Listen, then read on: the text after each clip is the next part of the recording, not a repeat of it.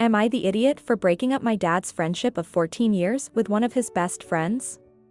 Here's a backstory. My dad, 46M, and his best friend, we will call him Chris, 32M, have been friends for 14 years and some change. They met at work, Chris is a cop, and got close ever since.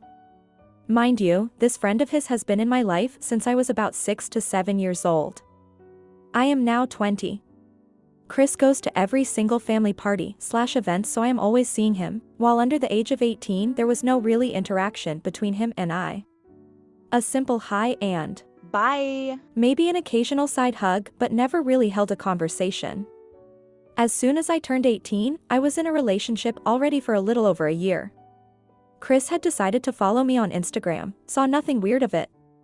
I follow most of my mom's friends on social media, so I didn't really see an issue with following Chris, as he's been in my life for so many years and I felt comfortable with him.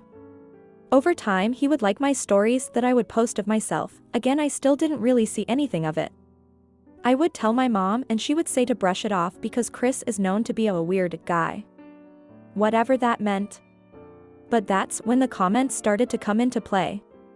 He would slide up with heart eyes or make small comments about how beautiful I look and that any guy would be so lucky to have me. All I would really say is thank you or just like his message. I didn't really know how to take the compliments, nor did I want to engage any further. A year later, when I turned 19, the comments became more and more disturbing. He would tell me to sit on his face, that he wanted to put his kids in me, he wanted a family with me, trying to convince me to get into a relationship with him and that my dad would learn to adjust to it. When I'd ignore him or leave him on read, he'd send me constant sad emojis and ask why I hated him, if he was too ugly for me, what he did wrong, why I didn't want to be with him. I was too afraid to tell my parents because the last thing I wanted them thinking was that I was insinuating this type of relationship and/or ruining my dad and his friendship. This went on for 2 years until my 20th birthday this year in May. He made a comment about how he was my birthday gift and to go and see him at his home. That was my breaking point and I decided to tell my mom. At first she just kept saying how Chris has always been a weird guy and to ignore him. Until I told her all the explicit comments he was making, she gets so upset and told my dad right away. My dad was absolutely livid. He confronted Chris over a phone call where Chris told my dad, quote unquote, "I know it was wrong of me, that's why I never spent the night at your place or else I knew I'd be tempted to do something." My dad told Chris that he had thrown 14 years of friendship down the drain and had blocked him on everything. As did my mom and all of her friends. My dad also told all of his coworkers, who then blocked Chris as well. I can't help but feel so guilty. My dad reassured me and was so hurt that I didn't feel comfortable enough to tell him sooner. But I could also tell he was hurt for losing someone he considered like his little brother. Even though this happened 2 months ago, I still feel like complete poop and wonder if I would have never told anyone that they would still be friends and I would just deal with Chris' vulgar comments. I didn't expect this many people to care nor read this, but I'm just making some small tweaks to what people are asking. I did tell Chris that my dad would not be happy if he found out he was messaging me inappropriate things and how I'm too young for him. Chris would just say that the age doesn't matter and if the feelings are true then why stop from trying. I didn't block him right away because I saw the man all the damn time. The last thing I wanted was for him to confront me in person or go out of his way to make another account to message me. For those saying why I never spoke up sooner, I told my mom immediately when I noticed Chris started liking my stories and she was the one who would tell me to brush it off, so I felt like this was just normal. As far as the age gap between him and my dad when they first became friends, honestly I have no idea. I don't ask him details about his life and friend choices. Most of my dad's coworkers are all younger than him and call him Gramps or old man. I guess there's just more younger guys. And for the comments regarding my mom and if Chris used to say things to her, he absolutely did. He'd tell her how beautiful she is and how lucky my dad is, and I'm sure more that she keeps from me, but she did inform me that my dad warned Chris and set a boundary. After that he stopped. Another note, after everything was revealed, Chris told everyone that I led him on and made him think we were going to be something real. Thank you all so much for the kind comments and support. I've gotten better about not beating myself up over this. Also very sorry if my storytelling is rough. This is my first time ever using Reddit. I'll get better at it. Let me add one more thing. My dad is a ticket officer, meter maid they like to call it, and a security officer for concerts and whatnot. Him and Chris met when they were both security officers, which is why Chris was 18 at the time and later on became a police officer. Now, here are the comments. Not the idiot, you did the right thing, and your dad clearly thinks so, too. He's doing everything he can to protect you from this predator and put his family first. There is nothing to be ashamed about. Be proud that you spoke up and your family protected you. Comment 2. So, let me get this straight, not only did your parents support you and believe you and do the right thing, you think your dad would have rather not known? You are so incredibly wrong. Your dad is only sad because you didn't tell them sooner, wondering what he did, why you didn't feel comfortable about letting your parents know what was happening. They love you and support you. You have nothing to feel guilty about, at all.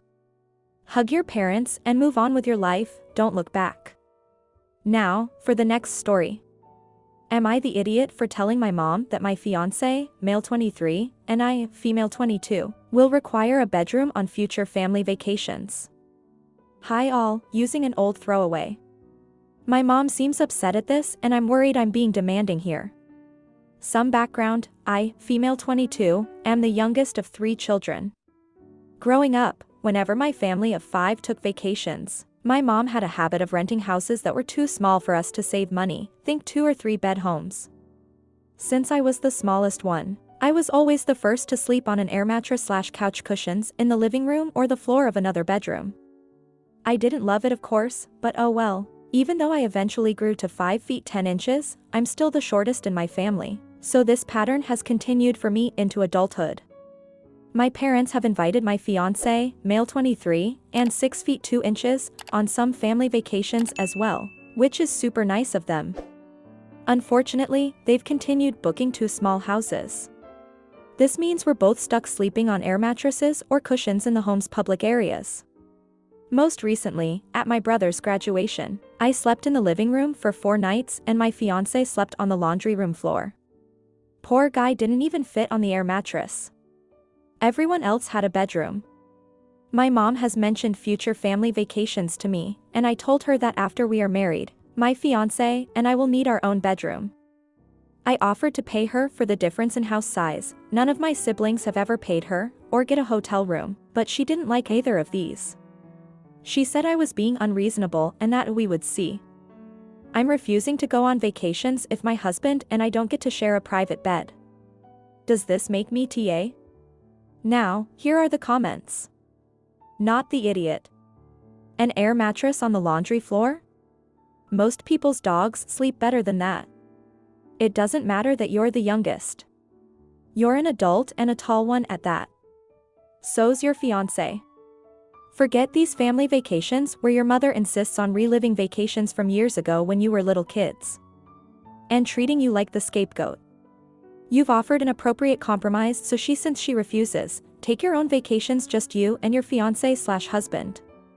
You're not obligated to continue being dragged around on your mother's vacations anymore. Or doing what she tells you to either.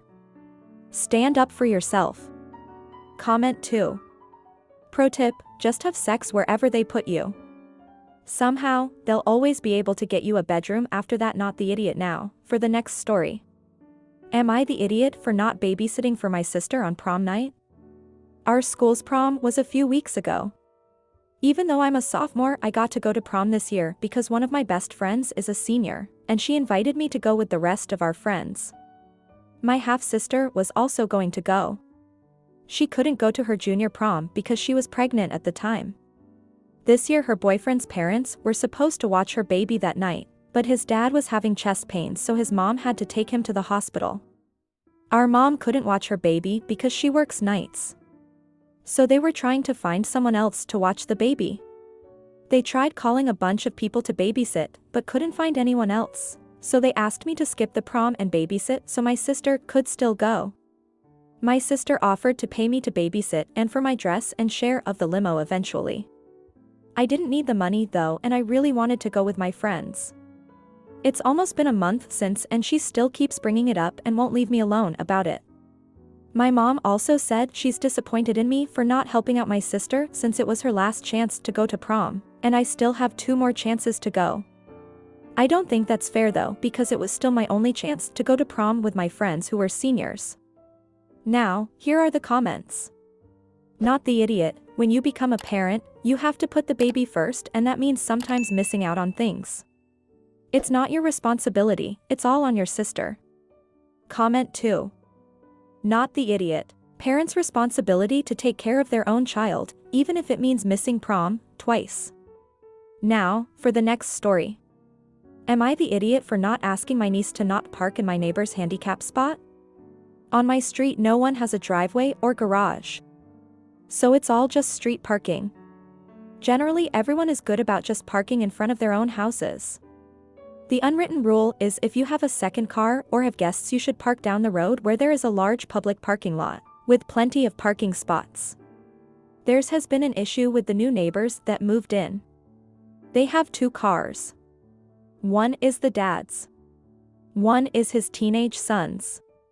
The dad has a handicap, so he got the city to turn the spot in front of his house turned into handicap spot.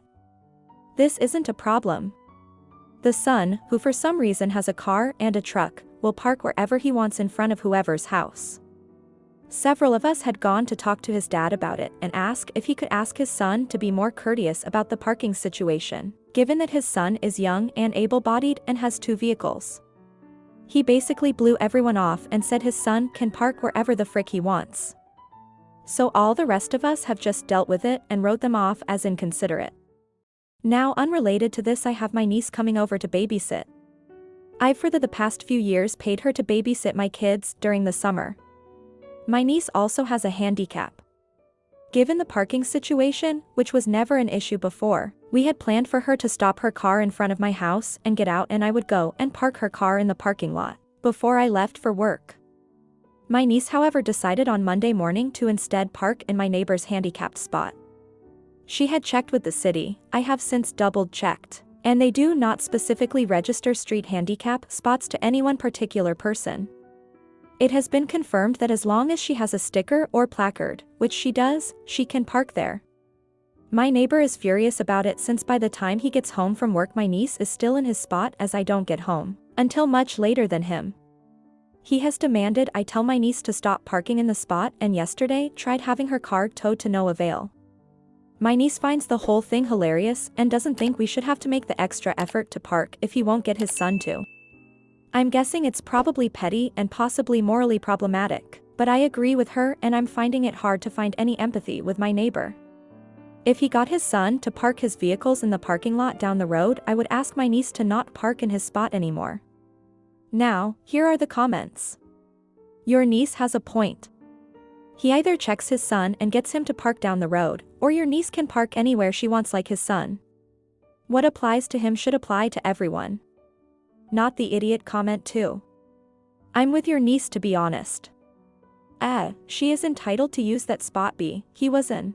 When he could have been courteous. C, he can now enjoy the fruits of his own labors. Not the idiot. Now, for the next story. Am I the idiot for letting my girlfriend put my daughter in timeout? I had my daughter, 7, in high school. I went to boarding school and her mom wanted nothing to do with her, so she lived with my parents while I finished high school and college, until she was 6. My daughter was not an easy baby, so after a month my parents ended up getting her a live-in nanny. Her nanny is an older Hispanic woman and always spoke Spanish with my daughter. When my daughter moved in with me, the nanny came too. They still spoke Spanish at home, which wasn't a big deal until recently. My girlfriend moved in with us a few weeks ago. She's been trying to get to know my daughter, but my daughter refuses to interact with her, going so far as to refuse to speak English at home. I told my daughter that she was being rude and needs to speak English at home and with my girlfriend, but she pretended not to understand me, so I went to my girlfriend and told her that if my daughter speaks Spanish to slash around her, she can put my daughter in time out for 10 minutes. The nanny complained that my daughter was spending at least an hour in time out a day, and I've noticed that she hasn't been speaking at all around the house. Then I got a call from my parents asking why my daughter is asking to come back. I told them what happened and now they're threatening to take my daughter back. Am I the idiot for letting my girlfriend put my daughter in timeout? Edit. Apparently she had an emergency at my parents' house, so they're going to be keeping her there for now. Now, here are the comments. Info. What is your relationship with your daughter like? Did you made an effort to be in her life while she was living with your parents? Comment 2. You're the idiot majorly. The adults around her should help her acclimate to all the major changes in her life. She's a child. You think punishments will help her do this? Your daughter stopped speaking. You are traumatizing your child. Now, for the next story. Am I the idiot for not wanting to live with brother-in-law anymore? My husband, male 32, and I have been married for 2 years. His dad and stepmom are going through an ugly divorce, so his half-brother, male 17, has moved in with us to live for a year till he starts college. My husband loves his brother, treats him like a little kid, and is overprotective of him. I find brother-in-law's behavior obnoxious, and we are having too many arguments over this. He's been with us for only a month and a half, and I can't stand it, and I really don't think I can put up with it for a year. It started off with him making messes and throwing away leftovers. Since I do most of the cooking and cleaning, it was increasing my workload. My husband's list of chores have not increased by his presence, so he was dismissive of my complaints.